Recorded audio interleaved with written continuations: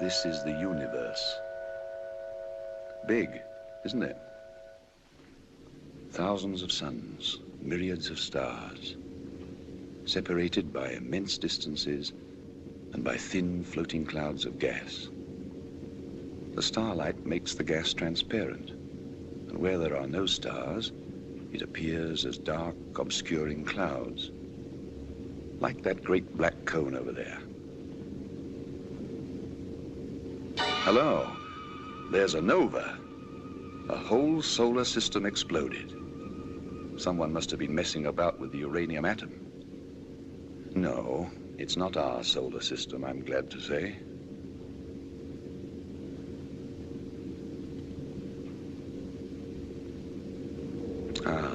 Those are called a globular cluster of stars.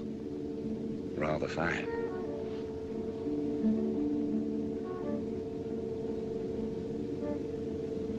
Down here in the right-hand corner, see that little chap rather like a Boy Scout's badge? It's a mass of gas expanding at thousands of cubic miles a minute.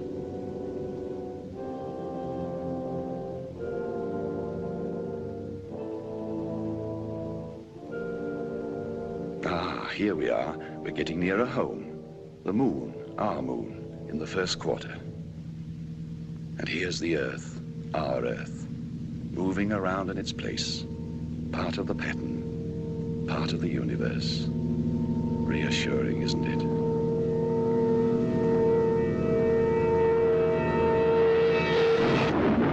It's night over Europe, the night of the 2nd of May, 1945. That point of fire is a burning city. It had a 1,000-bomber raid an hour ago.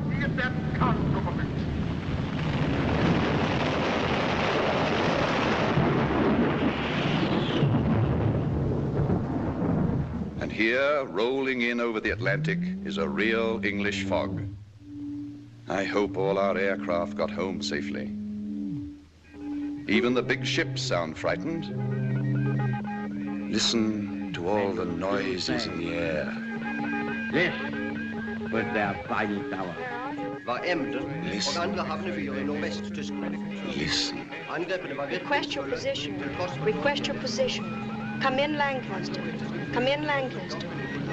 Position nil, repeat nil, age 27, 27. You get that? That's very important. Education interrupted, violently interrupted. Religion, Church of England. Politics, conservative by nature, Labour by experience. What's your name? I cannot read you. Cannot read you. Request your position. Can you see our signals? Oh, give me my scallop shell of quiet, my staff of faith to walk upon, my scrip of joy, immortal diet, my bottle of salvation, my gown of glory, hope's true gauge, and thus I'll take my pilgrimage. Sir Walter Raleigh wrote that. I'd rather have written that than flown through Hitler's legs. I cannot understand you. Hello, Lancaster. We are sending signals. Can you see our signals? Come in, Lancaster. Come in, Lancaster.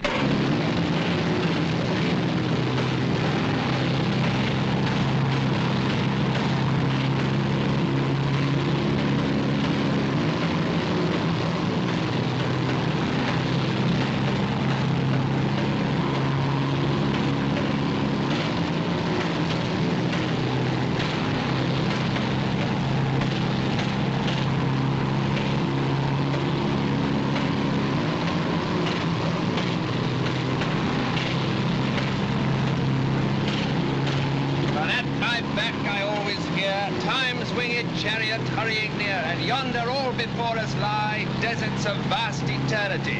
And a marvel, what a marvel. What's your name? Are you receiving me? Repeat, are you receiving me? Request your position. Come in, Lancaster. You seem like a nice girl. I can't give you my position. Instruments gone, crew gone too. All except Bob here, my Sparks. He's dead. The rest all bailed out on my orders. Time 0335. You get that? Crew bailed out 0335. Station Warrington, Bomber Group A, G for George. Send them a signal. Got that? Station Warrington, Bomber Group A, Apple, G, George. They'll be sorry about Bob. We all liked him. Hello, G, George. Hello, G, George. Are you all right? Are you going to try and land? Do you want to fix? The name's not G. George, it's P. Peter. Peter D. Carter. D's for David. Squadron leader Peter Carter. No, I'm not going to land. Undercarriage is gone. Inner port's on fire. I'm bailing out presently. I'm bailing out. Take a telegram. Got your message. Received your message. We can hear you. Telegram to my mother. Mrs. Michael Carter, 88 Hampstead Lane, London, Northwest. 88 Hampstead Lane, London. Tell her that I love her. You'll have to write this for me, but what I want her to know is that I love her very much. That I've never shown it to her, not really, but that I've loved her always, right up to the end. Give my love to my two sisters, too. Don't forget them. Received your message. We can hear you. Are you wounded? Repeat, are you wounded? Are you bailing out? What's your name? June. Yes, June, I'm bailing out. I'm bailing out, but there's a catch. I've got no parachute. Hello, Peter, do not understand. Hello, Peter, can you hear me? Hello, June. Don't be afraid. It's quite simple. We've had it, and I'd rather jump than fry. After the first 1,000 feet, what's the difference? I shan't know anything anyway. I say, I hope I haven't frightened you. No, I'm not frightened. Good girl. Your Sparks, you said he was dead. Hasn't he got a shoot? Cut the ribbons, cannon shell. June, are you pretty? Not bad. Can you hear me as well as I hear you? Yes. You've got a good voice. You've got guts, too. It's funny, I've known dozens of girls. I've been in love with some of them, but an American girl whom I've never seen and who I never shall see will hear my last words. That's funny. It's rather sweet. June, if you're around when they pick me up, turn your head away.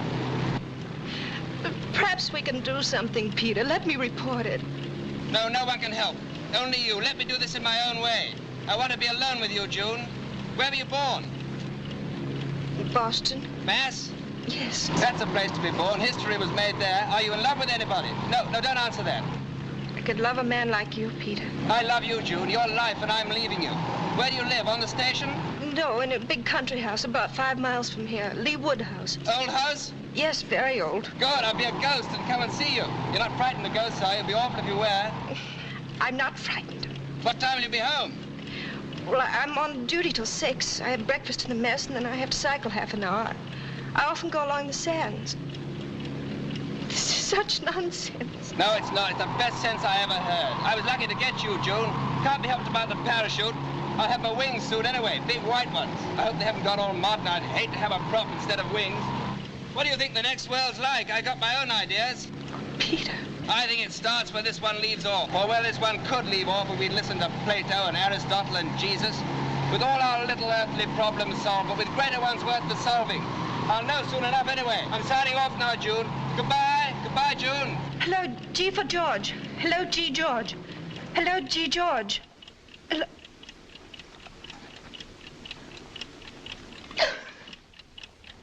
So long, Bob. I'll see you in a minute.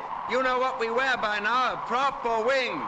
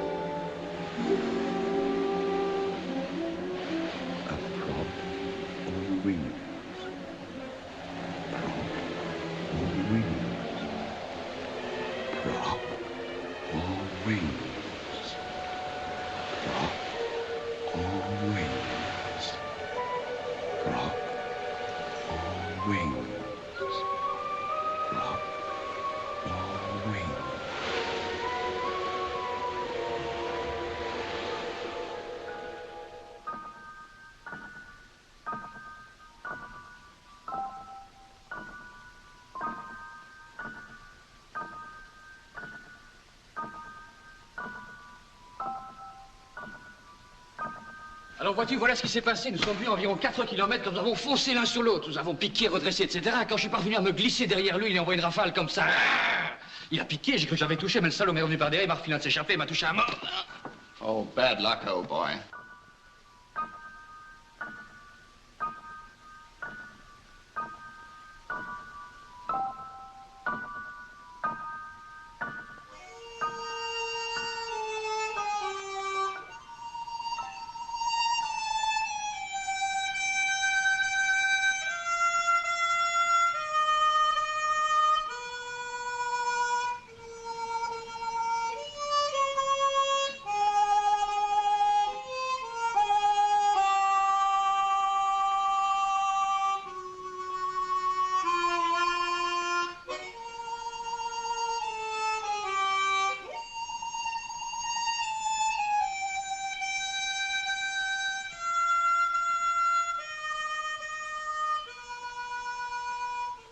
Name and rank.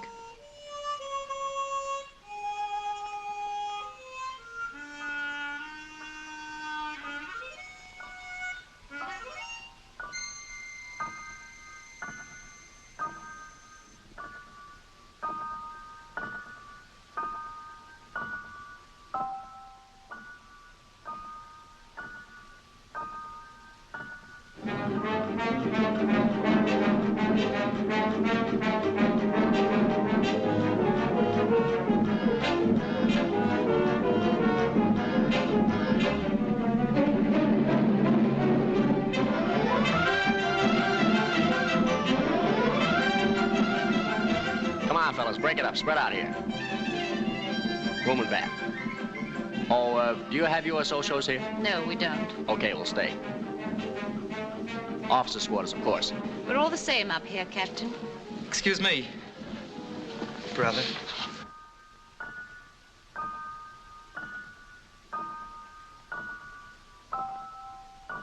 Take over. I wish I could make a phone call. From here, that'll be long distance. Flying Officer Trupshaw. Oh, I'm so sorry. You can't wait here any longer. You must be mistaken about your captain. Well, if anyone's mistaken, it's not me. Mistakes don't happen here. But this is the aircrew section, isn't it? You should know. Peter couldn't have got away with it. Besides, you checked his invoice for me, didn't you? Yes. It was against the regulations. Regulations are made to be broken.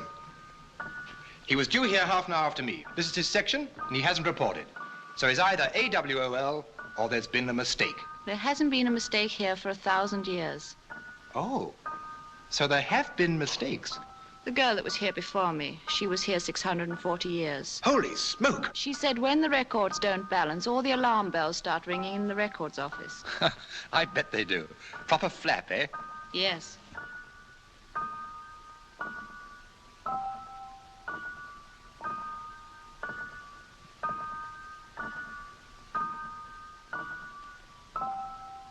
That's only the living records. Everyone on Earth has a file. Russian, Chinese, black or white, rich or poor, Republican or Democrat. Holy smoke. If anybody told me the clerks were working away up here, just like on Earth. Everyone here is allowed to start how they like. It's heaven, isn't it?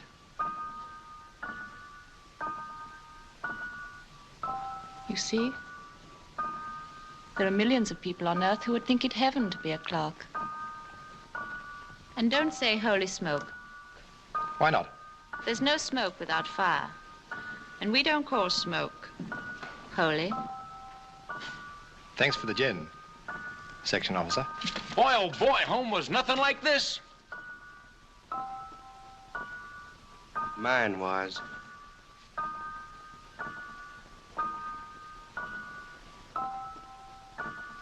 Sign here. Oh, all right. I don't want to start those bells ringing.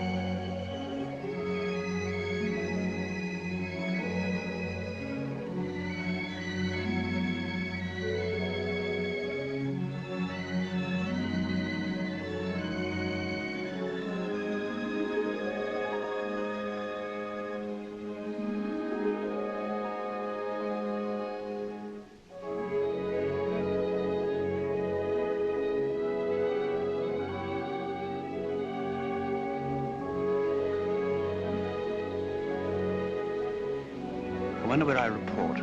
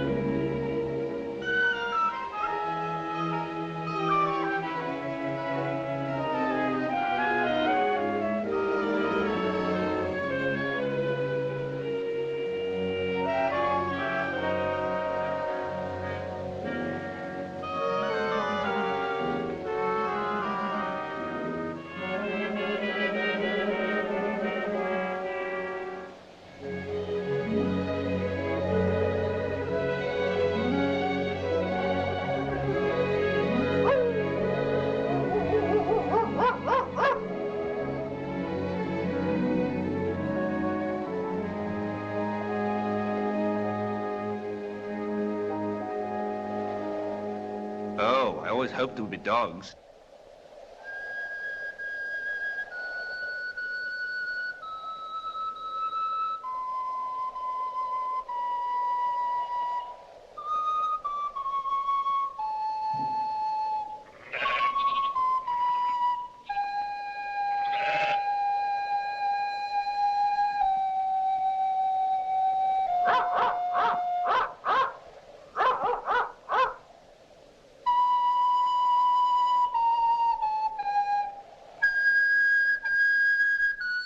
Good morning. Morning. Where do I go from here? Huh? I'm new. I only just arrived. Where do I report? You mean the aerodrome? Aerodrome?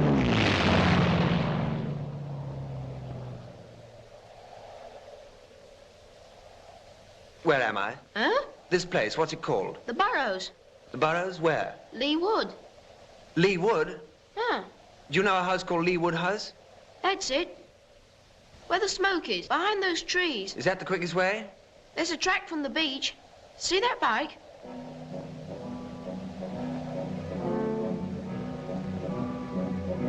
Who is it? Dunno. One of the Yank girls. They live up at the house.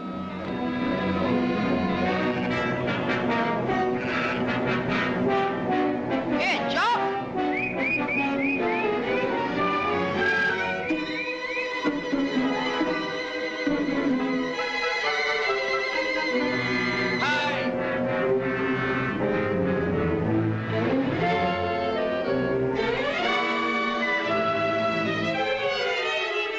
Hello. Hello yourself. What's wrong? You're June.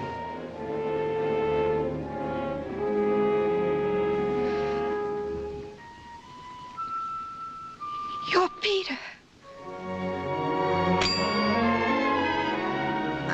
How did you get here? I'm glad you're safe. What did you do? What happened? Don't know. I just don't know. Are you hurt? My head feels a bit queer. Oh, there's a little cut in your hair.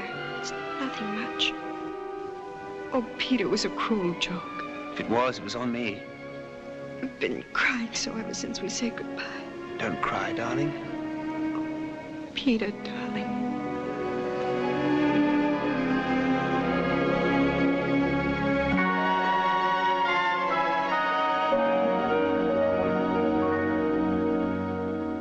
$91,716 invoiced, 91,715 checked in. Conductor 71. Madame, it could have happened to anybody. How did it happen? Everything was calculated except for this accursed fog. The pilot jumped, he got lost in the fog. I missed him. Flying Officer Tropshaw.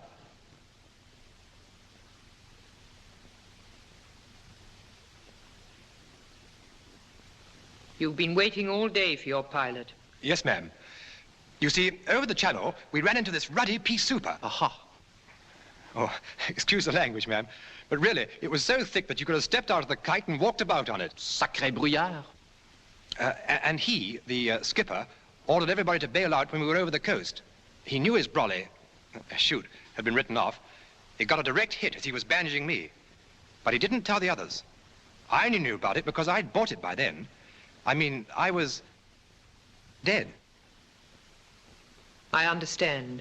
And I knew he'd be clocking in here, so I thought I'd stooge around and wait for him. This young lady is not to blame at all. I'm sorry if I broke the rules. Thank you. 19 hours and 50 minutes have elapsed. Don't you know that any slip must be reported immediately? I lost my head. Not long in the service. I joined in the so-called second germinal of the so-called glorious French Revolution. I see. Natural death. I lost my head. The case is not so simple. No? No. He's fallen in love. Ah. Oh. It complicates things. True, madame. You must do your best. Oui, madame.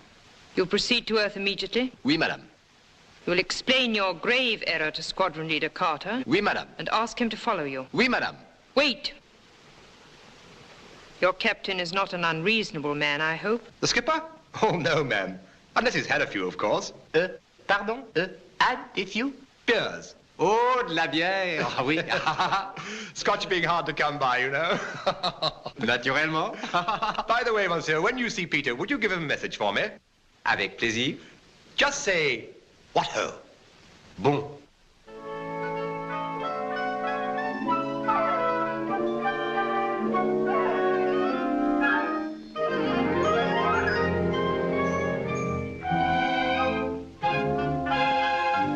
When he's starved for Technicolor up there. What a night for love.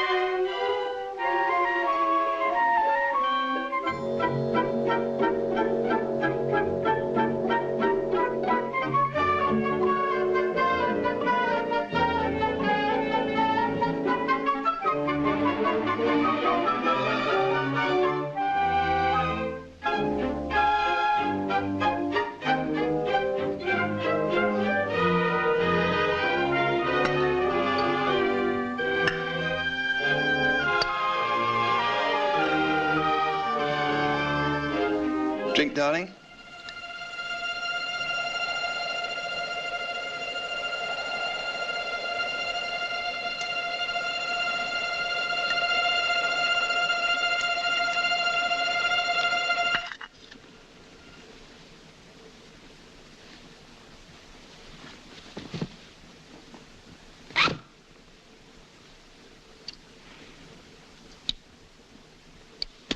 Mon ami?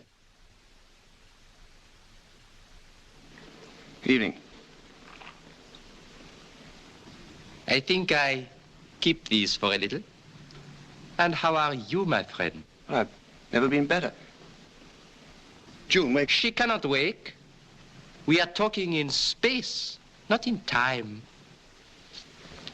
Are you cracked? Look at your watch. It has not moved since you said so charmingly, drink, darling. Nor will it move, nor will anything move until we have finished our little talk. It is only a trick. Who are you? We should have met yesterday at 0410, mon cher. Unfortunately, I missed you. Well, you couldn't have missed me because I wasn't here. Now, who the... I bring you a message from Mr. Trubshaw. Bob? Bob's dead. Oh, yes, he's dead. He says, what ho? Well, that sounds like Trubshaw. But he is dead, isn't he? En effet. But how? Why? Cannon shell. And what should happen to a man who jumps from his aircraft without his parachute? How do you know? But it is I who am telling you, my friend. It is I. Your time was up. But they missed you because of your ridiculous English climate. I am French. But what do you want now? You, my friend. What for? To conduct you. Where to? To the training center. Training for what? For another world. You don't mean... But, my dear friend, that is just what I do mean. Oh, this is absolutely fantastic. June! June! All right. And what if I refuse to go? But you cannot refuse. Your time was up. Now, by mistake, you overstayed by about, speaking in time, of course, 20 hours. The advantage was exclusively yours. You lost nothing, you only gained. What about her?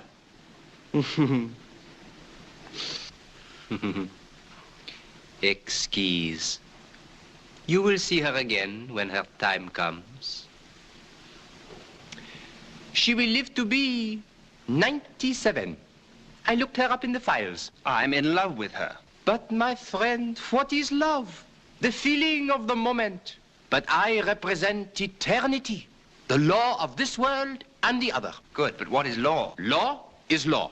Yes, but law is based on reason. That is so. Now, yesterday, I wasn't in love. Today, I am. But, my friend, what is love? How many people are in love? Soldiers, airmen. How many sailors? Do they protest when their time is up? No, they don't. They have no right. Exactly. But I have. Why?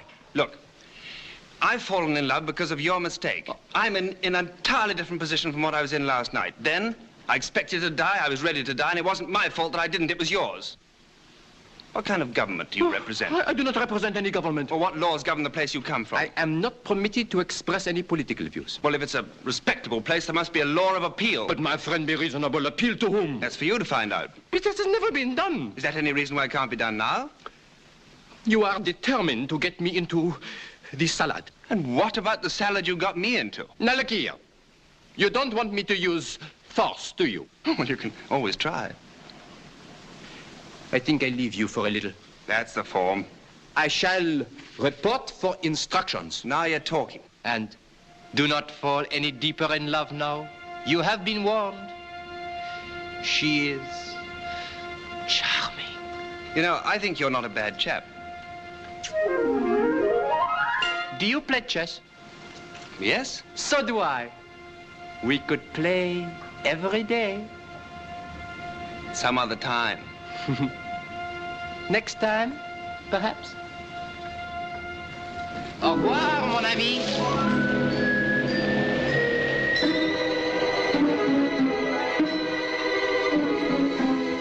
No, thank you, darling.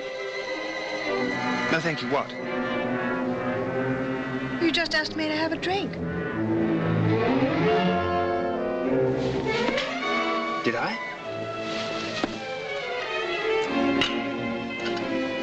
Yes, I remember I did. What's the matter with me? What is it? Is it your head again? Might be, yes. An odd thing happened while you were asleep. I haven't been asleep. Didn't you hear us talking? No. Who was there to talk to?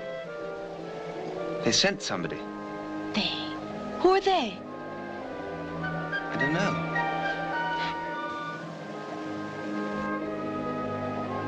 June, do I look cracked? Not to me, darling. Are you? Look, there was a 10/10 fog last night. That's right, isn't it? You know there was. And I did bail out without a parachute. That's your story. So how can I be alive? I give up. I don't know and I don't care. I had no parachute. It was shot up. And when I came to this morning, I had no parachute. Anyway, why wasn't I drowned? You don't need to prove to me that you ought to be dead. Well, I ought to be, according to this character. What character? Well, this conductor character they sent after me. He says he missed me in the fog. Bad luck for them. Good luck for me. I told him I was going to appeal. He's gone off to get instructions. It's not my fault I'm not dead. It's not my fault that I found you and fell in love with you. Maybe he wasn't here at all. Hey, you, Frenchman! Where are you? What is it? Oh, I've got an awful headache.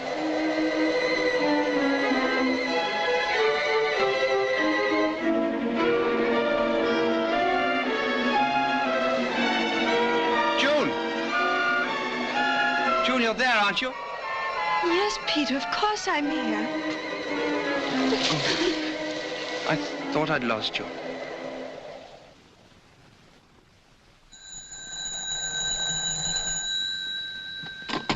Dr. Reeves's residence? Oh, good morning, Miss June. Yes, isn't it? The doctor's up in his thing, you know, his camera obscura. He's got his new lens from the shop this morning, and it makes a lovely picture. He's taken the big white garden table to project on. He'll be glad you're coming over. He's showing it to the dogs now. Ah, nice day. Mrs. Bidwell's duck's out too early. She'll lose all the eggs if she's not careful. Ah, the start of the cycling season. There's a hefty young girl. Time Mrs. Tucker went to get our rations. There she is. Oh, the vicar and his sister. Not coming here, I hope. No, good. Quite a queue at the butcher's. Must have some offal. Wonderful how the kids love playing in the splash. Just the same in my day. That tree ought to come down. Old Mary looking quite skittish. Sally Allgood getting herself dated up. Ah, here's June. Here she comes. She walks in beauty like the night. Only she's cycling and the sun is out. Nice girl. Worth a hatful of ambassadors in Lee Wood, anyway.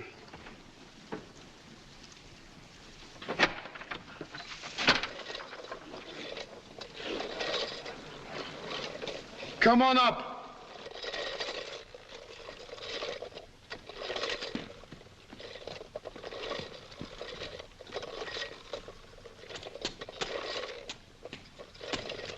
Hello, Doc. Hello, June. Come in. Shut the door.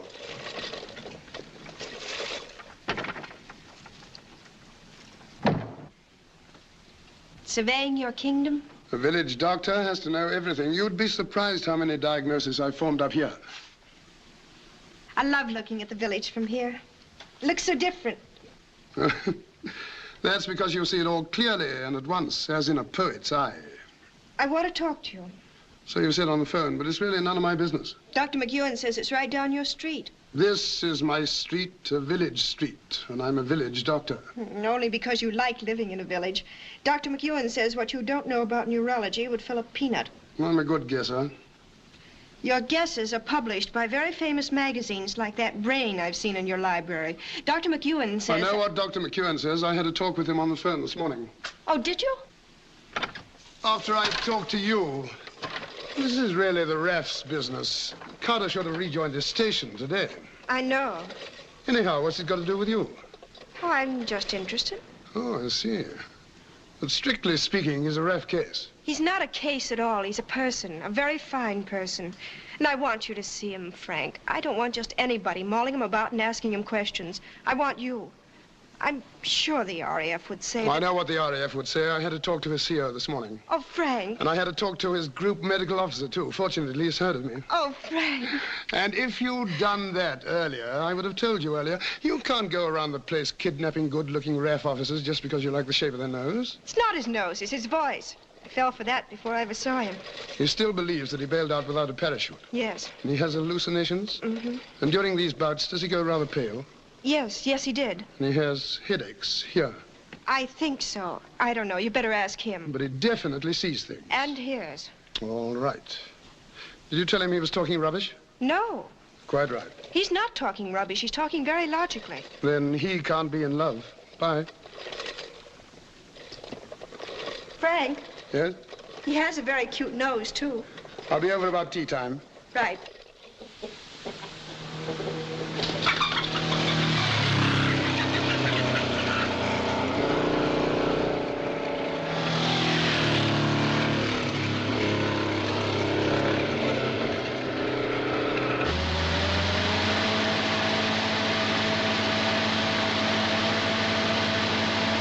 Dr. Reed, let's go.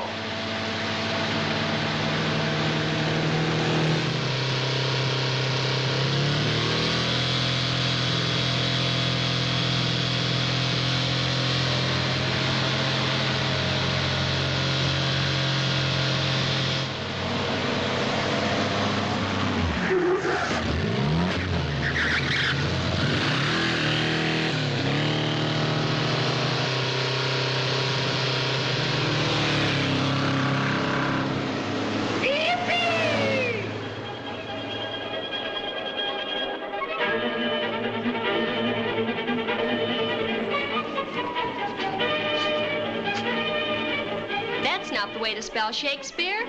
Who are you, his agent? Spotted snakes with double tongue, thorny hedgehogs may not see.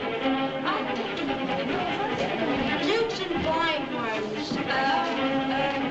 Do no wrong. Do no wrong. Come not near our fairy queen. Ah, you can never bring in a wall. What say you, Bottom? Some guy or other. Oh, no, my my dear Private Logan, Bolton's not a gangster. Now watch me. Some man or other must present Wall, and let him have some plaster or some loam or some rough cast about him to signify Wall. And let him hold his fingers thus, and through that cranny shall Pyramus and Thisbe whisper. Now try that, my boy. Can I do the business? Business as well, yes. Oh, brother. Some man or other must present Wall, and let him have some plaster or some loam or some rough cast about him to signify Wall.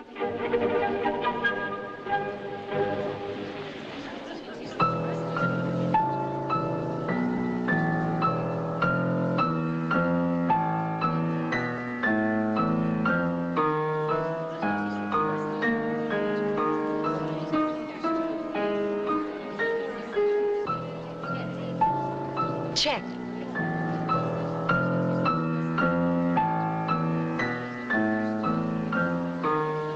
Peter, check. Peas, blossom, cobweb, moss, and mustard seed. Oh, dear, I didn't see that one coming. Be kind and courteous to this gentleman. Hop in his walk. Good afternoon. Oh, now, Frank. Squadron Leader Carter, Dr. Reeves. How do you do? How do you do? Do I get some tea? It's ordered. Ginger cookies. Good. Who's winning? Well, June's very good. But he's winning. Sit down, everybody. Thanks. Mercy heart, I beseech your worship's name. I shall desire you a more acquaintance, good Master Cobweb. If I cut my finger, I shall make foam. Your name, honest gentleman? I've told Peter What? who you are, what you are, all about you. Tall order. And I've told you all about him.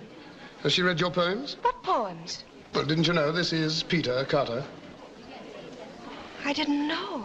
But we hadn't got around to that yet. I haven't got much modern stuff in my library, but you're there. Oh, good. I like your point of view, and I like your English. I hope we shall have some talks together. So do I. Now, let's get down to this thing. You never had any visions or hallucinations before? Never. What were you in civil life? I was at Oxford. Specializing? European history. Oh. Both parents alive? My mother. Brothers, sisters? 2 sisters, both in the Wrens. What was the cause of your father's death? Same as mine. Brain? No, war. When? 1917. You're, 29? 27. Called up? No, volunteered, trained in Canada, went on ops in 41. Bomber? Spell of coastal, spell of instructor, back to bombers, Lancasters. Must have done a good many operations. 67. I'm surprised they let you go back with your experience and seniority. It's a new job, master bomber. Tricky? Somebody's got to do it. Now, about these headaches. When did they start? Headaches? Oh, I know you get them. I know you've had them for some time, and I know you've told nobody about them, especially your M.O., right? What else do you know? I know about your eyes. You know a good deal. I'd like to know more. All right. Good. Now, these headaches, when did they start? About 6 months ago. Bad? Not at first. Where, mostly? Here. Frontal and temporal. Did you ever have a rather nasty bang on the head? I don't think so. Sure? The usual one, dropped as a baby. That spoiled everything for you? Yes, I'm afraid it does. I'll see what I can cook up. Do you mind if I try something? No, go ahead. Now, just face this way. Don't move. Now, don't move your eyes. Look straight ahead. Check. What are you looking at? Well, that girl with the red hair and the legs. Right, I've got her. Don't take your eyes off her. This is going to be easy. Now, without moving your eyes, what can you see on the extreme right? Fireplace. In the center? Girl. Extreme left? From the beginning. Windows. Curtains? Yes. Color? Red.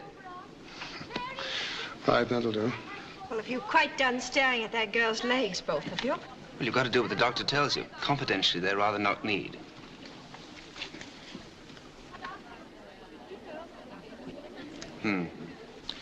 Now, any loss of appetite? No. Nor of thirst? No fear. In fact, if anything, you've been eating and drinking rather more than usual. You've just been looking at my mess bills. And you've seen something? Someone. Clearly? As clear as I see you. Have you had a similar hallucination before? No thanks. Tell me, do you believe in the survival of human personality after death? I thought you said you read my verses. Do you? I don't know. I've never thought about it. Do you? I don't know. I've thought about it too much.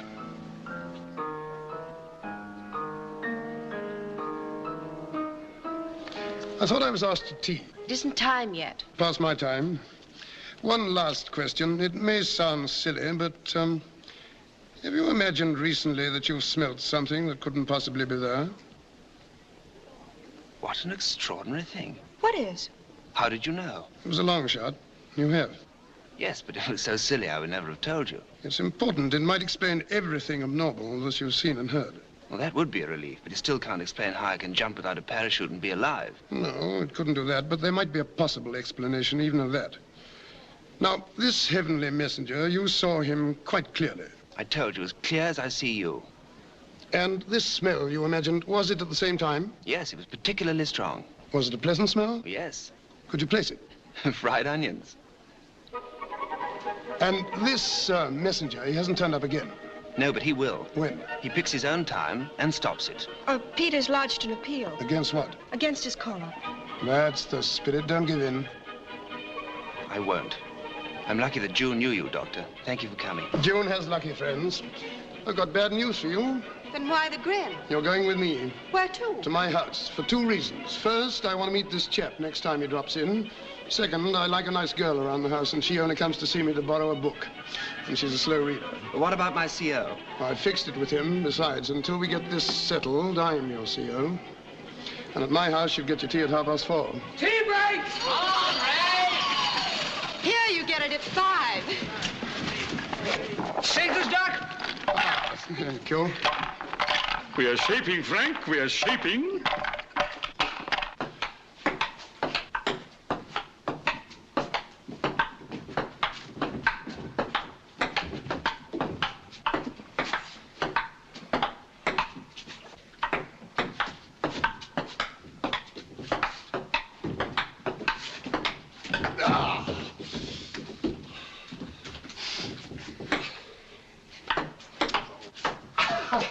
Turn it on.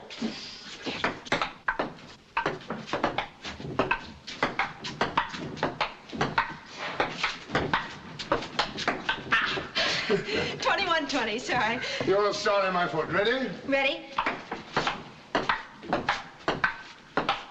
Nearly. Nearly doesn't count. 21 all. Up. I'll be. Count 10. I wonder if Peter's a good player. You can ask him when he wakes. Well, he's been asleep nearly 2 hours and a half. He'll wake at 11. How do you know? I gave him a tablet. Well, how can you tell exactly? Oh, I can't tell exactly, but I know the patient. But do you know him? I think so. Well, then tell me something about him. Are we playing table tennis or are we not? Right, your serve. Right, ready? Ready. Oh. Your game. Now tell me what you think about him. I think he's fascinating. So do I. Not biologically, medically. Have a drink? Love one.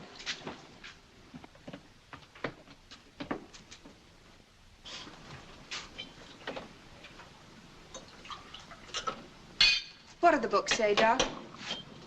I see a dark stranger in his life.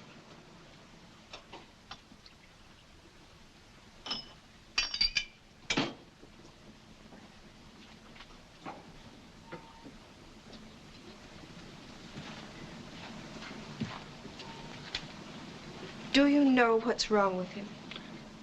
Yes, I think I do. Is he going to be all right? He'll be all right. Here's a drink. Will he have any more hallucinations? Yes, How do you know? because this conductor promised to come back.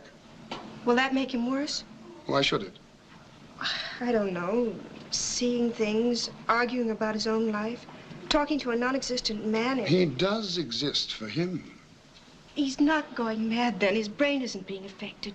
Of course it's being affected, but not in the way you mean. That's why I asked him about his sense of smell. I saw it was important. He's having a series of highly organized hallucinations comparable to an experience of actual life. A combination of vision, of hearing, and of idea. To a neurologist, that points to a direct connection with a sense of smell or of taste. Once that connection's established, we know where to look for the trouble. I only want to find out one thing more in his personal history, and I'll find that out later. Now, I'm not going to tell you anymore. Thanks. But how did he survive the jump? I don't know. If we could find that out and tell him, it would save him.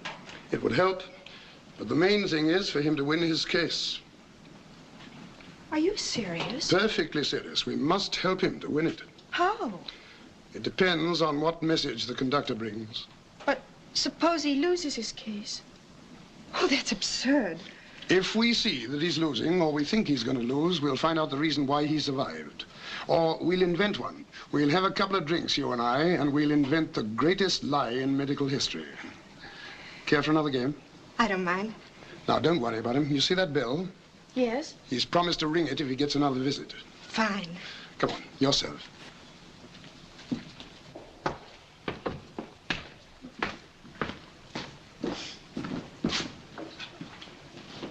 Ready? Mm-hmm.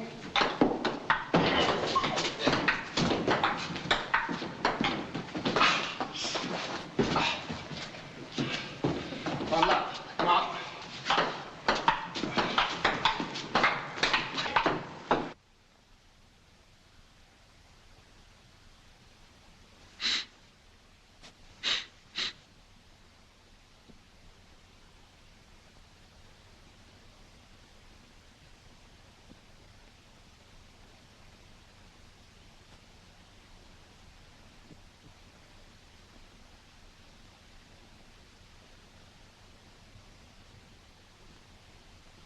Doc, he's here. June!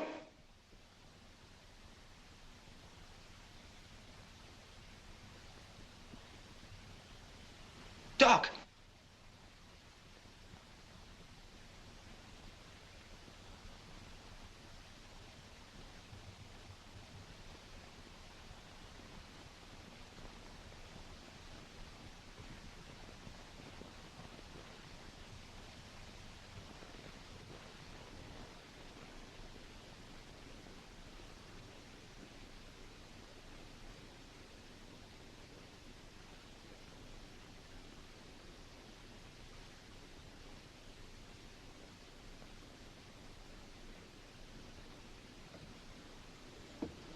Eh bien, mon cher, comment ça va?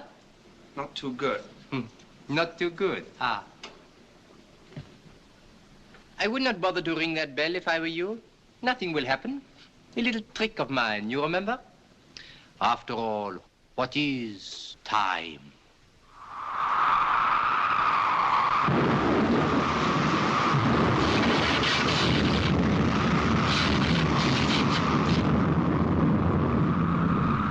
A mere tyranny? Well, let me know if you're going to do that again, won't you? This looks good. Very good. Do you know the author? No, but I often have a game with Philidor. Philidor? The greatest master of chess who ever lived. A Frenchman, naturellement. Come along and I'll introduce you. Good. Splendid. No, I mean, you've got good news for me, my friend. How did you guess? Well, you wouldn't try to entice me with this Phillimore. Philidor. Philidor, if you had the right to conduct me anyway. True. Well? Speaking officially, I have good news for you. Good. You are to be allowed to appeal to the High Court. Splendid. The trial will be a full-dress affair, très chic, in 3 days to give you time to prepare your case. Better and better. Do not be too pleased. Why, is there a catch? The prosecuting counsel. Of course, I am not permitted to offer advice or give a personal opinion, but... Well, who is this prosecuting counsel? Be prepared. For what? A shock. Well, come on, tell me the worst. Who is it? Abraham Farlan. Come again? Abraham Farlan. Well, I never heard of him. No? Never in my life. He lives in Boston. I've never been in Boston. Massachusetts. I've never been there. Abraham Farlan died in Boston in 1775. Does that date convey anything to you? Lexington, Concord? Exactly. You are good at history. The American War of Independence. Oh, he was killed? By a British bullet. Oh, he might be prejudiced. He hates your guts. And he hates the guts of every Englishman. And particularly, he hates this little affair with a Boston-born girl. It's not a little affair. A big affair. He will hate even more. All right, I'll appeal against it. It will be no good. After all, we had to choose a good man. The honor of the department is at stake. No, what you have to do is to choose a good man for yourself. As defending counsel? Precisely. Can I choose anybody? Anybody in the other world? Anybody who has ever lived upon Earth? Everybody is at your disposal. You can choose me. That would suit your book. But do not waste any time. Abraham Farnon is piling up his case already. You can choose Socrates. You can choose William Pitt. You can choose Henry VIII. Oh, Madame du Barry. She knows all about love. Rather a one-track mind. You are a good chess player. Philidor. I'll think it over. By the way, I'd like to borrow this. It's not mine. It belongs to the doctor. Oh, doctors. What about them? They give me a great deal of trouble in my job.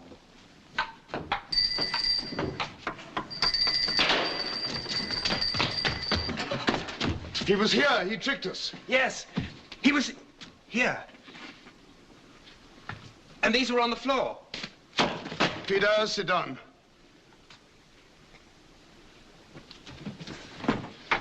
Now, look up.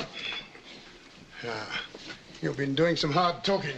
I have. I hope you didn't give in to anything. No. That's the spirit. Do you think I could stay overnight, Frank? Yes, I'll tell Mrs. Tucker. I don't need anything much. Now, let's see. I'll tell Mrs. Tucker you're staying. Dr. Reeves. Yes? Can I stay in here? I want to be near these books. Of course, I'll fix up a camp bed. Great news, darling. What, sweet? I'm to be allowed to appeal. Really? Oh, June, I don't want to leave you. Darling, why should you leave me? Everything will be all right. Well, if I can get a good counsel. Of course you will. It's very important. I don't want to lose you. Darling, I don't intend to let you go. No one can take you from me. I won't let them. Well, it's no good. You see, a judgment against me would be backed up by all the power of this world and of the other. Drink this. Peter's got the right to appeal. Splendid. Did you smell anything? Yes. The same? Fried onions? Yes. Good. Drink that up. Any headache? You can tell me tomorrow what he said. No, he said... Good heavens. What is it? He got my 100 best games. What? Harlequin's chess book, 100 best games. You sure? Absolutely certain. He had it in his hand. What a nerve. A bit cool. Now, how about getting to bed? Now, I want to talk to you first. It's important. No, not now. Have a long sleep. Tomorrow you'll feel as fresh as a daisy. It's about my counsel. I don't think you believe a word of what I say. Of course we do. My dear friend, here on Earth, I'm your defending counsel, and as your counsel, I believe everything you tell me.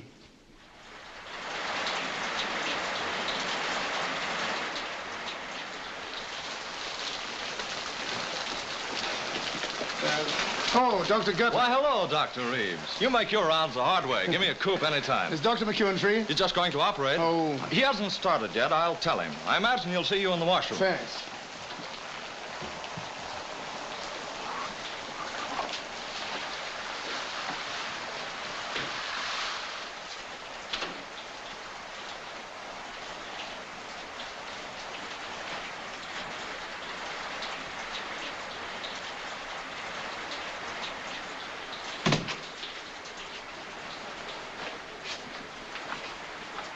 Hello, Frank. What's new? Deterioration all around. We ought to operate tonight. That's impossible. We're swamped. Are you sure of your diagnosis? Certain. I discovered the missing fact. He had slight concussion 2 years ago with no after effects. X-ray is inconclusive. You've seen the ocular reports. You know all about these highly organized hallucinations coupled with a sense of smell. Everything points to arachnoid adhesions involving the olfactory nerve in the brain. It's a tricky operation, but I've never seen one. I have several at the Hospital de la Pitié in Paris. I've made some notes. I wondered if a surgeon could see them. Sure, it'll be Dr. Liza. He's a very fine neurosurgeon. Liza, a good man. But I don't see how we can manage tonight. There's no crisis in such a thing. Any day will do. No, it won't. And I'll tell you why I think it won't and why there is a crisis. I'm afraid of his brain being permanently affected. Insanity? Yes. Why? Because his trial is fixed for tonight and he hasn't found anyone to defend him yet. He spends all his time in my library or when talks with me and the girl. He only sleeps when I drug him. The boy has a fine mind, but it's overtaxed. That's the trouble. It's too good a mind. A weak mind isn't strong enough to hurt itself. Stupidity has saved many a man from going mad. Yes, you're right there. And he's had several talks with this heavenly messenger. Hallucinations, of course, but you never saw such an imagination. I've been taking tips on the other world, laws, system, architecture. Here's the interesting point. He never steps outside the limits of his own imagination. I don't quite get you. Nothing he invents is entirely fantastic. It's invention, but logical invention. And the keystone to his invention is that the trial takes place tonight. He must win or lose his case tonight, and that's why I think we ought to operate tonight. It's no use shaking your head, and that's why I think we ought to find a counsel to save him from losing his case, or we may lose him.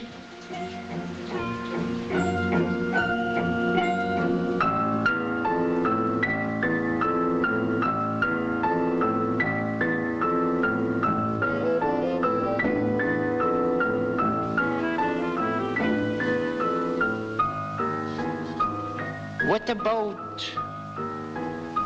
him? Lincoln. No, it's hardly fair to drag him in. I don't believe he'd be prejudiced. Plato. How would you like to be defended by Plato? Nobody knew more about reasoning than Plato. He was 81 when he died. He might be too old to think love important. You think so? Anyhow, Plato had very elementary ideas about love. Besides, didn't he quote Sophocles when somebody asked him if he was still able to appreciate a woman? What did the old boy say? Well, he said, I'm only too glad to be rid of all that. It's like escaping from bondage to a raving madman. These Greeks, cold as their marble. Now, if he had been French, Richelieu, for example, irresistible at 80. How about Richelieu? I never liked him much in the Three Musketeers.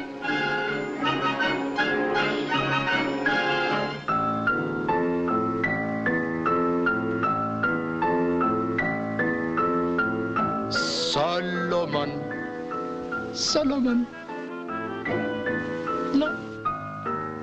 Mais tonnerre de Dieu, who do you want? You have only a few hours left. Look, it sounds a grand idea to have all these great men to choose from. But what do they know of our problems today? True. Very little. Besides, I think it ought to be an Englishman. Nobody famous, but somebody with his head screwed on all right. Screwed? Now, this Abraham... Farlow. Farlow. Was he a famous man? He was the first American to be killed by a British bullet. No, I don't mean that. I mean, was he a great philosopher or statesman? He was a school teacher. There, you see. Now, Plato will probably talk about perceptions and causations. Pardon? Over your head, too? Definitely. That's quite simple.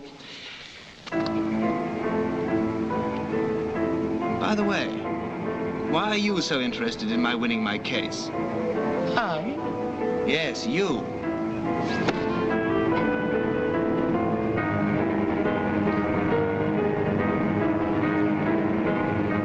And why am I being taken up this stairway? Not being taken for a ride, am I, by any chance? What a suggestion. Take that bit of barley sugar away. I don't like it. I don't like your suggestions. I think I'll go back before it's too late. Peter! Peter! Peter! Peter! Peter, ne soyez pas bête! Peter! Peter, come back! Peter! Peter, come back! Peter! Peter, come back! Peter! Peter, come back!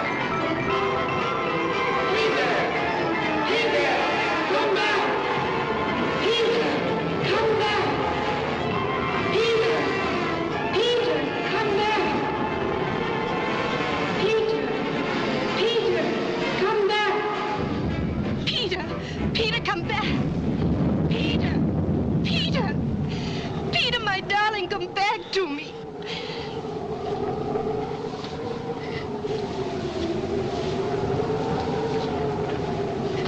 He almost got me.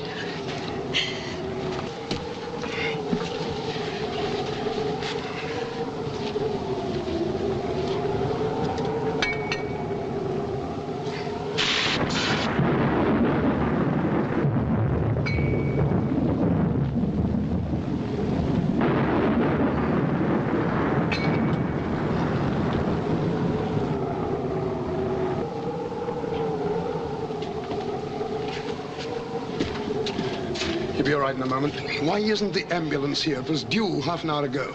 Go and phone Dr. McEwen. Tell him we must operate tonight. It's life or death. And tell him about the ambulance. Yes, Doctor. Send a telegram to his mother. He's got 2 sisters, too.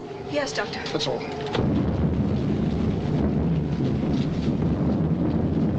Hello, Peter.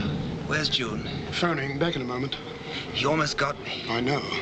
He's a crafty beggar. I only got away by the skin of my teeth. Now, look here. Don't let anybody fool you into giving up this case. You've been allowed to appeal. You've been promised a fair trial. Don't give in to anybody. Promise? I've got no counsel. We'll find the right man. They can't start your trial without your counsel. They might appoint some stooge. Nonsense. Or let it go by default. I tell you, we'll find somebody. They can't start till then.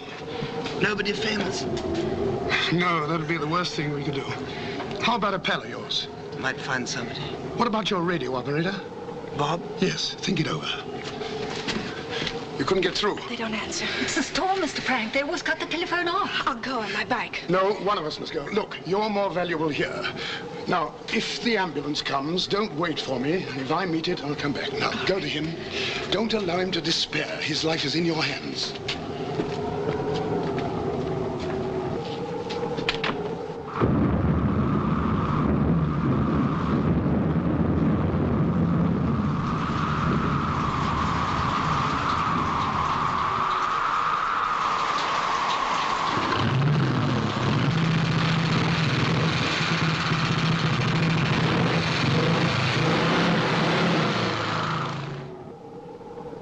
Frank? He won't be long, darling. I must talk to him. I don't think Bob's the right man. I'll tell him you said so. Do you know Bob? No. He was my Sparks. Highly operational type. We'll find somebody. Time's nearly up. Frank will come up with something. I wish he'd hurry.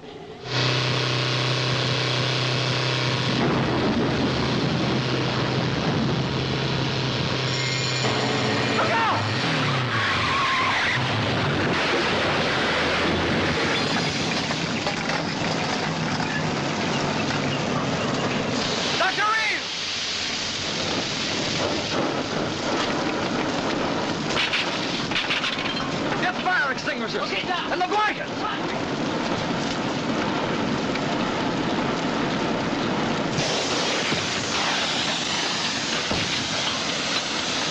The hell we said? What's the road?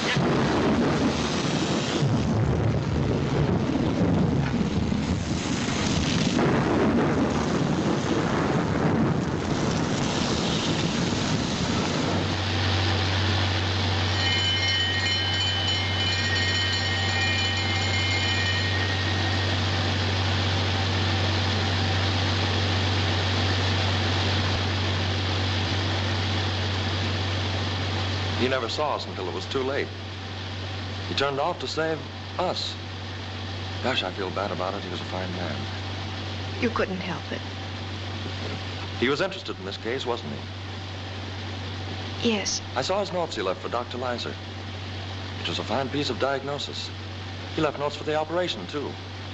Dr. Leiser is very good, isn't he? Best. Frank. I'm here, darling. Where's Frank? He's gone ahead.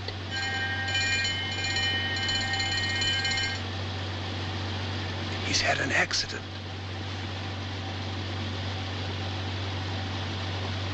Hasn't he?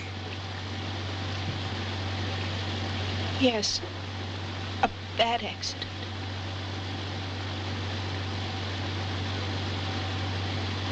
Is he dead? Yes, he's dead.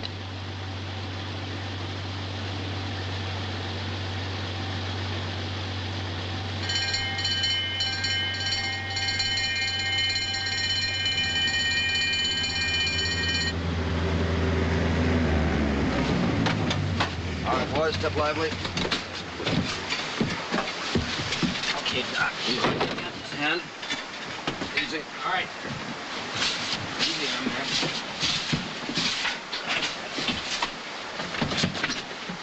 All right, Johnny, take it away.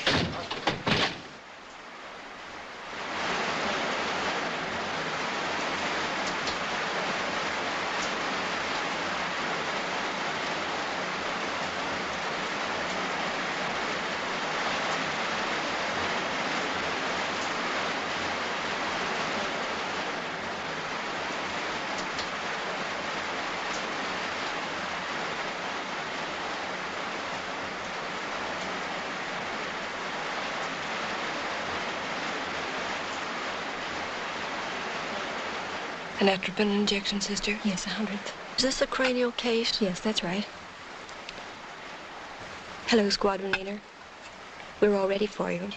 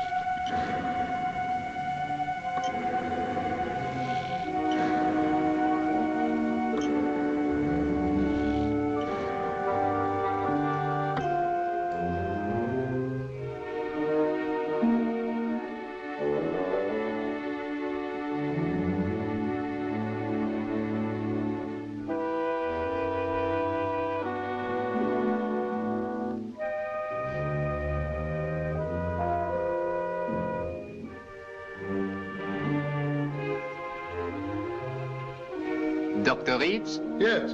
Permit me to return your book. Oh, Aha! So it's you? I will introduce you to Philidor. Cher colleague, this is a special case, court of appeal. I will undertake to deliver Dr. Reeves. As you wish. Merci. Be of good cheer, friend. Thank you. One of the best men in the service, a compatriot of yours. What's his name? Oh, John... Bunyan, yes, of course. And how is dear Peter? Oh, he has a fighting chance. Uh-huh.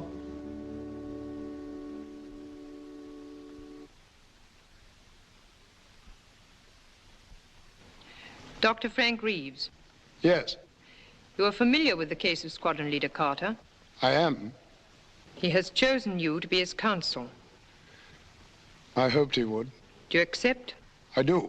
You have very little time in which to prepare your case. What facilities do you wish? I should like to see my client and get his instructions. And I subpoena Flying Officer Trubshaw as a witness. Certainly. Conductor 71, you will take Dr. Frank Reeves to Squadron Leader Carter.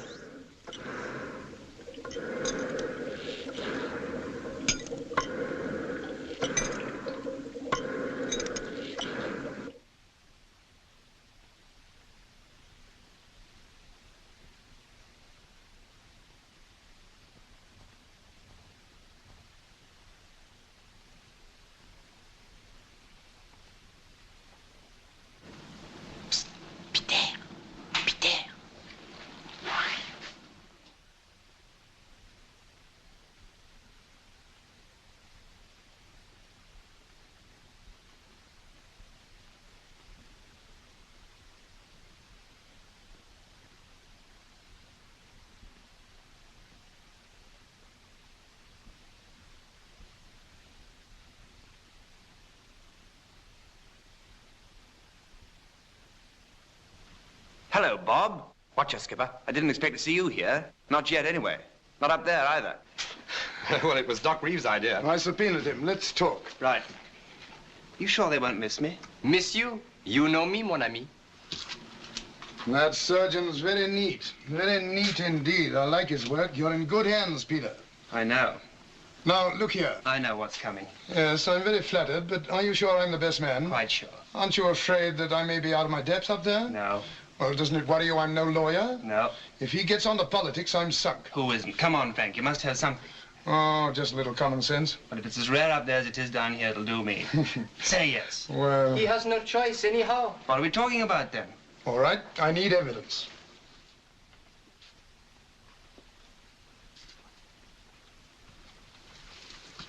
Look at her. Holy smoke. What? She looks like a nice girl. She is a nice girl. Hardly your type, Skip. I've fallen in love with her. Her accent is foreign, but it sounds sweet to me. We were born thousands of miles apart, but we were made for each other. That's an excellent piece of prose. Sorry. Nothing to be ashamed of. May I kiss her, just in case, you know? Okay, you may, but she will not know it. Doesn't matter. Oh, he's English. What is the good of kissing a girl if she does not feel it?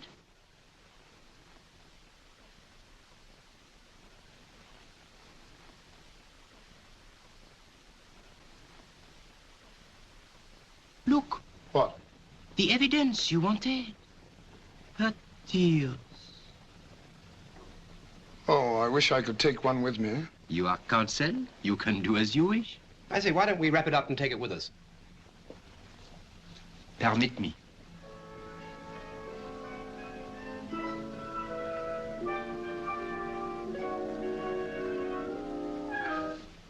That's it. The only real bit of evidence we have.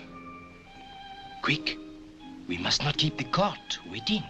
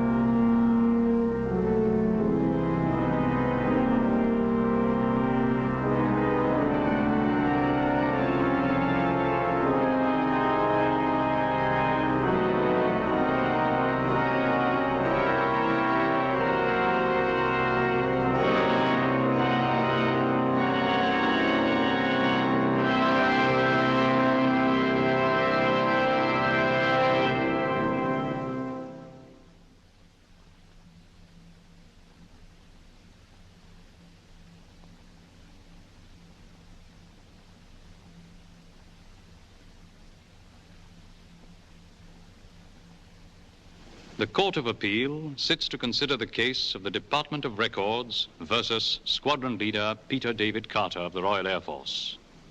He claims negligence and superior rights and responsibilities arising out of that negligence. He is appealing for remission of the date of his term on Earth and for a reconsideration of his case. It has been decided to allow this appeal.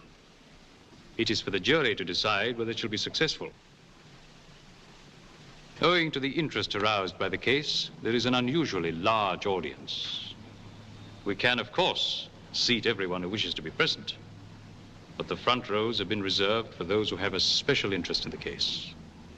Members of the jury, do not allow yourselves to be influenced by anything but the facts and by your conscience.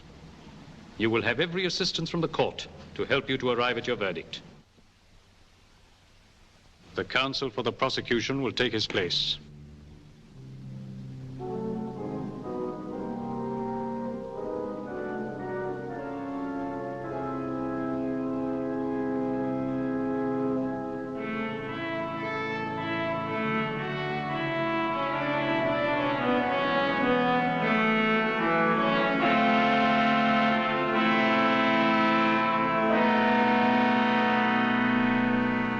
counsel for the defense will take his place.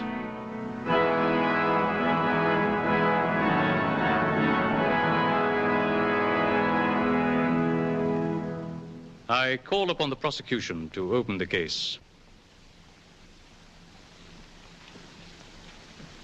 Your Honor, members of the jury, this case has 3 issues. Peter D. Carter, an Englishman, should have died on the 2nd day of May, 1945 at 10 after 4 of the clock, British double summer time. Due to an oversight which I hasten to state is contrary to the traditions of a great service, the defendant did not die.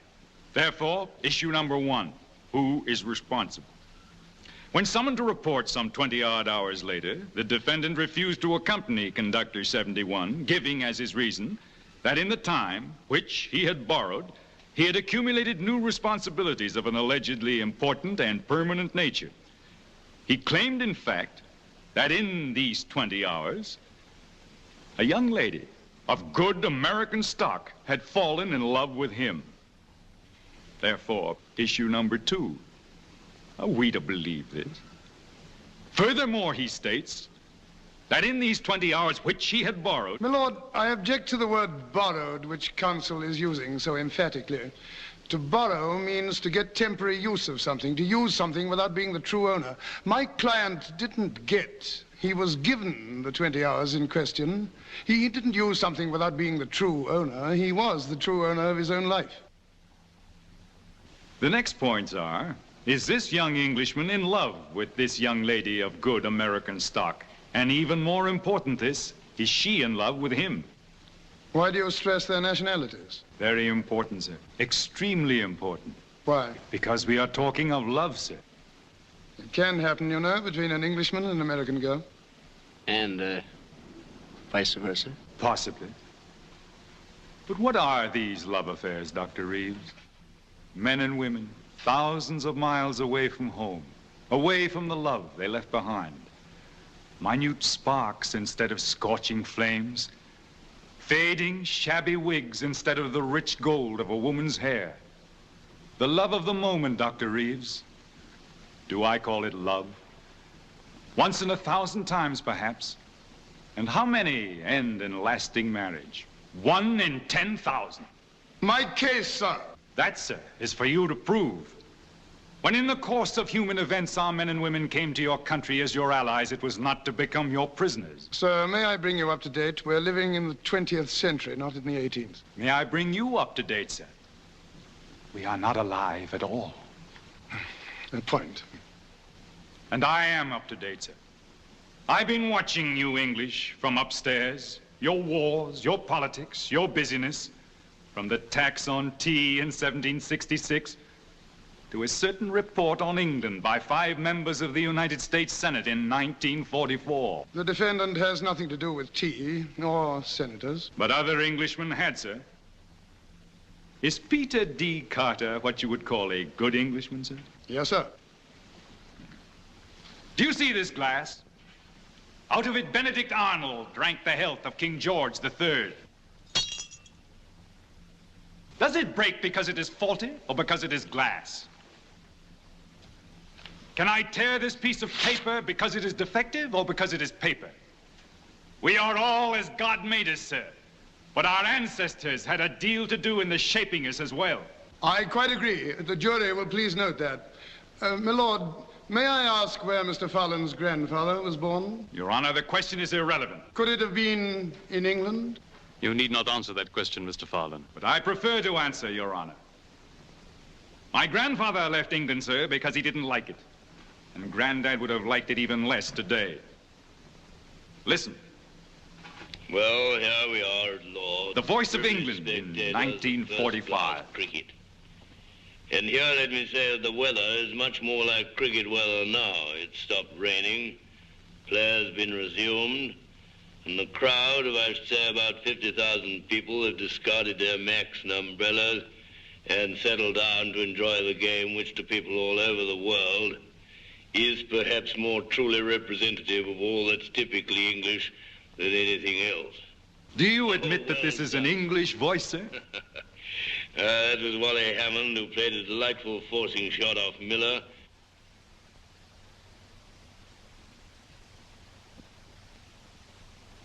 The Voice of America in 1945. Shoo, shoo, shoo, baby. Shoo, shoo, shoo, baby. Bye, bye, bye, baby. Your papa's off to the 7 seas. Don't cry, baby. Don't sigh, baby. Bye, bye, bye, baby. When I come back, we'll live a life of ease. I don't understand a word. Nor do I. Say goodbye this way. But for England, I'm ready to call John Donne, Dryden, Pope, Wordsworth and Coleridge, Shelley and Keats, Tennyson, Bridges. And Milton and Shakespeare. I concede your point. And you've already called Peter Carter. Is he a poet? He will be if you give him time. We are here to decide, that's it. I can't deny it.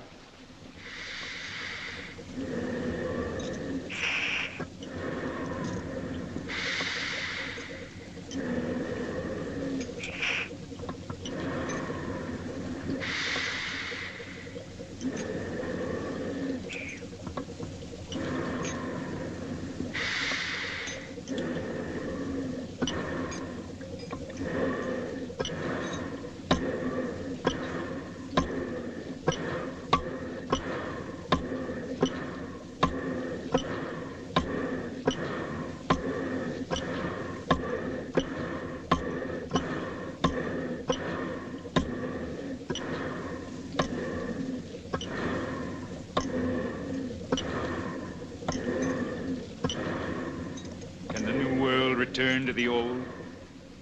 Should the vibrant humor of a young American girl be stifled in the pages of Punch? Should the swift tempo of her life be slowed to the crawl of a match at cricket? Should her accustomed native comfort perforce conform to England's warm drinks, cold rooms, drafty windows, smoky chimneys, faulty plumbing? 2 million houses have no windows at all, and frequently the roof and walls have gone with the windows. My lord, I submit that this court is concerned with the life and death of Peter Carter, not with past history or present plumbing. Hear, hear! But Peter Carter's character, sir, like every other human being, has been formed by circumstance, by a chain of circumstances. As Benjamin Franklin said, for want of a nail, the shoe was lost. For want of a shoe, the horse was lost. For want of a horse, the rider was lost. For want of a rider, the message was lost. For want of a message, the kingdom was lost. And all for the want of a horseshoe nail. You've heard of Benjamin Franklin, sir? I beg you, in George Washington's words, labor to keep alive in your breast that little spark of celestial fire called conscience. That could not have been said by an Englishman, sir. What was George Washington? Conscience, Mr. Fowlin. Are you insinuating, sir, that something is wrong with my conscience? I am. Your Honor, I protest. I'm only trying to give a full picture of this case to the jury. You are trying to prejudice the jury, sir. I see that they've been selected from many races, creeds, and nationalities. I cannot believe them interested in ancient grudges against Peter Carter's ancestors, nor in present grumblings about drafty windows. I don't need to prejudice the jury, sir. They're already prejudiced against your country, and with good reason. You can't pick a jury that isn't. Look closely at the distinguished members of the jury, sir. The first member is Jean-Marie Barrault, French. Has any century passed without war between England and France? The second member is Gregorius Johannes Boonsaar, burger van Transvaal. The Boer War, Dr. Reeves. The third member is Ivan Berdny, Ruski. What? I'm Russian. The Crimean War, Dr. Reeves. And you, sir? Chen Jiming, Peking. Don't forget England's attack on China in 1857, occupying unprotected Peking. And you, sir? Rala Tejpailal from the Punjab. Think of India, Dr. Reeves. Think of India. And you, sir? You are? James Monaghan, Irish. Choose a new jury anywhere, Dr. Reeves. It will always be prejudiced against your country. My lord, I wish to take counsel for the prosecution's advice. I challenge the jury and request that a new one be chosen. Chosen from where, Dr. Reeves? Mr. Farland said from anywhere. Except from England. Why not from England? Where else in the world have the rights of the individual been held so high? In America, sir, where these rights are held to be inalienable. I doubt if you have more practical freedom in America than in England. An Englishman thinks as he likes in religion and politics. It isn't what a man thinks and says, it's when and where and to whom he thinks and says it. A man with a flint and steel striking sparks over a wet blanket is one thing, but striking them over a tinderbox is another. An American baby sucks in freedom with the milk of the breast at which he hangs. A man can see further, sir, from the top of Boston State House, and see more worth seeing than from all the pyramids and turrets and steeples of all the places of the world. No smoke, sir. No fog, sir. And a clean sweep from the outer light and the sea beyond to the New Hampshire mountains. Yes, sir. There are great truths, higher than mountains and broader than seas, that people look for from the tops of our hills. America, sir, is the only place where man is full grown.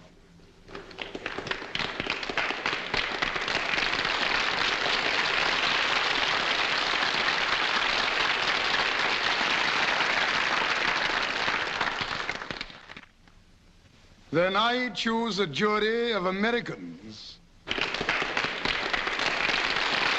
Of Americans, sir, selected from every walk of American life. If there is one who has fought in the wars of independence, I want one who has fought shoulder to shoulder with us against our common enemies in this century.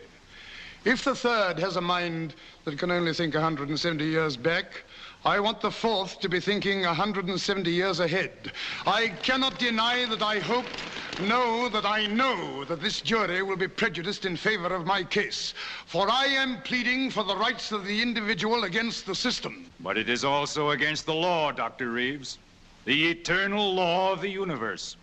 Nothing is stronger than the law. The whole universe is built upon it. This is a court of justice, not of law. My lord, I ask for a new jury of American citizens. Do you agree, Mr. Farland? I would welcome such a jury, Your Honor. The jury will stand. The jury will retire and the new jury will take their place.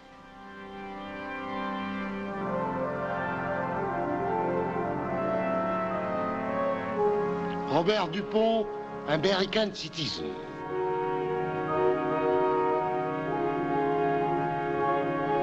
Lieutenant Piet van der Eyck, American citizen.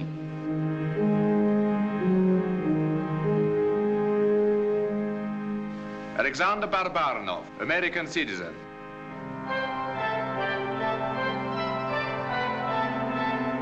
George Wang, American citizen.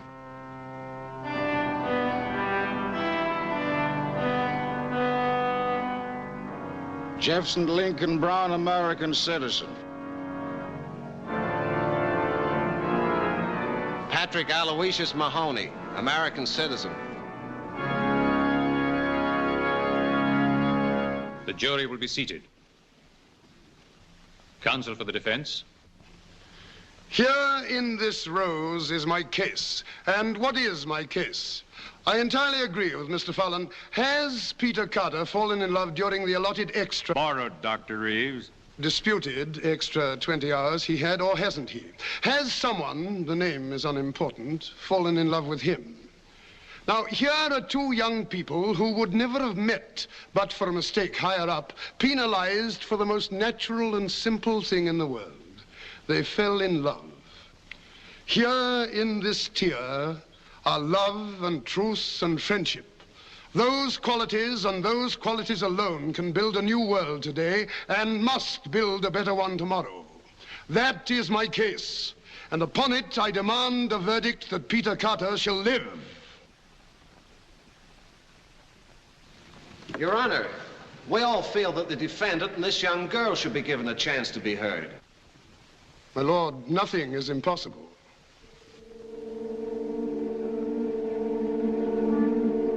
The court will adjourn.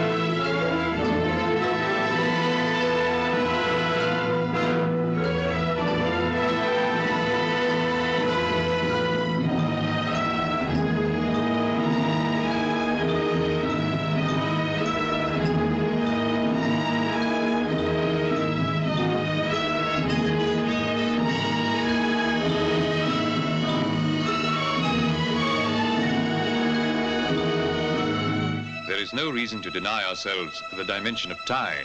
It will not disturb us. The jury feels it would help establish a true picture of the conditions. Very well.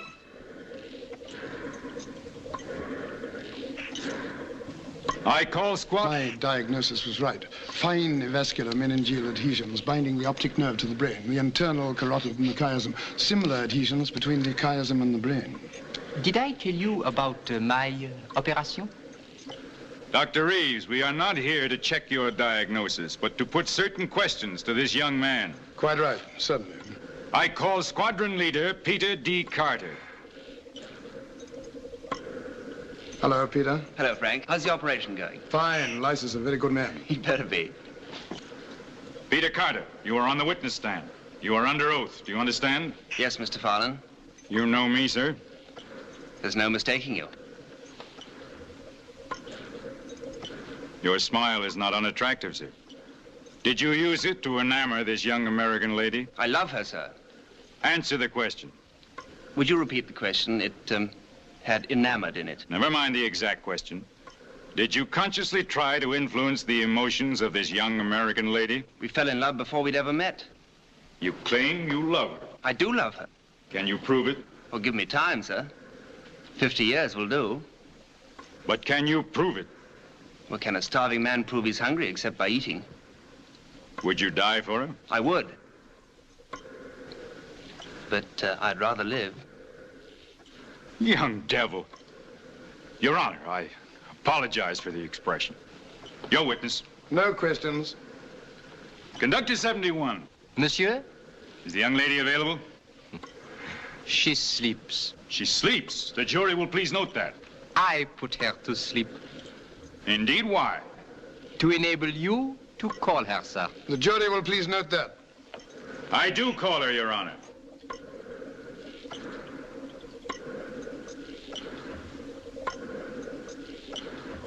You are before the High Court in the case of Peter Carter. You have been called as a witness by the prosecution. You will tell the truth. This gentleman is counsel for the prosecution. Child, where were you born? In Boston, sir. You know this man? I think so. You think so? I only met him a few days ago. You hardly know him. How can you think you love him? But I do love him. Nonsense, my child. I object. Counsel will withdraw the expression. It's all right, Frank. He's right. There's no sense in love. Wisdom still flowers in Boston. Can you prove that you love him? How can I? Would you be willing to die for her? Yes. Would you take his place in the balance sheet? Yes. Don't believe her. Would you? My lord. Stand aside, sir. You've got no right to ask. How dare you address me like that? Peter, you must obey. Well, of all the dirty tricks. This is contempt of court. I'll have you committed. Commit away. Don't answer any more questions. Do you realize that by this attitude, you've forfeited any chance of winning your case? All right, but you won't get June as well. Your Honor, members of the jury, I'm afraid he really does love her. Your witness. June, you know me well. Do you trust me? Yes, Frank, I trust you. It is absolutely necessary that you take Peter's place in the other world. Have you gone mad? If you really love him, June, step onto this staircase and come with us. You are mad. It is the only way to prove your love. I do love him. You shan't go. My lord, I ask the court to restrain him. Granted. June.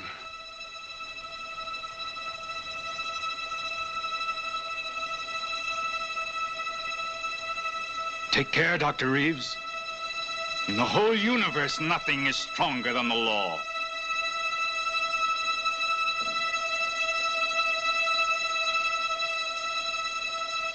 Goodbye, darling.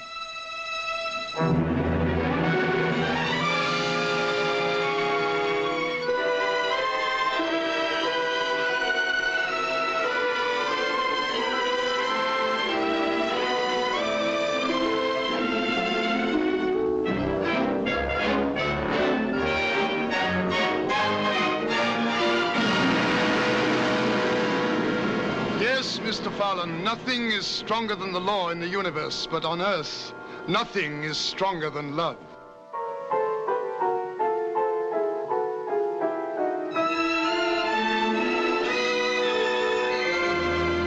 members of the jury, as Sir Walter Scott is always saying, in peace, love tunes the shepherd's reed.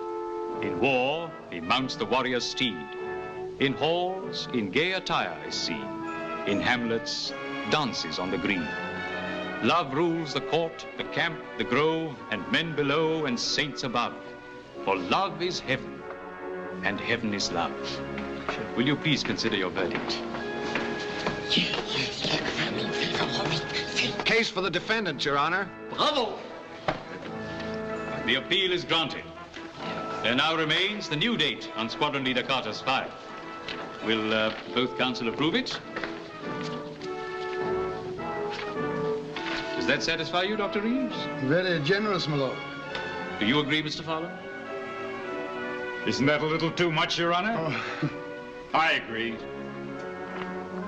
My lord, I hope this will not establish a precedent. I object. You, sir? You, sir? You mean the rights of the common man? The uncommon man? Exactly. The rights of the uncommon man must always be respected. Exactly.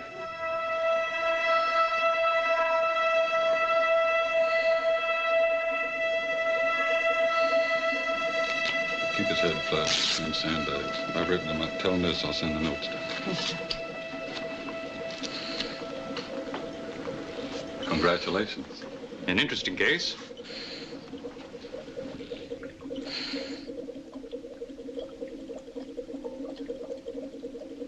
Peter, don't forget your book.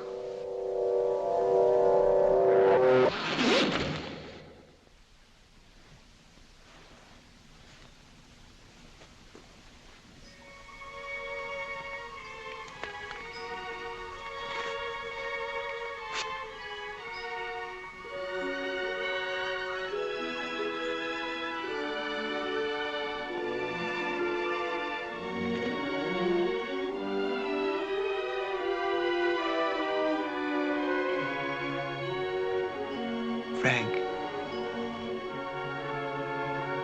Frank. Frank.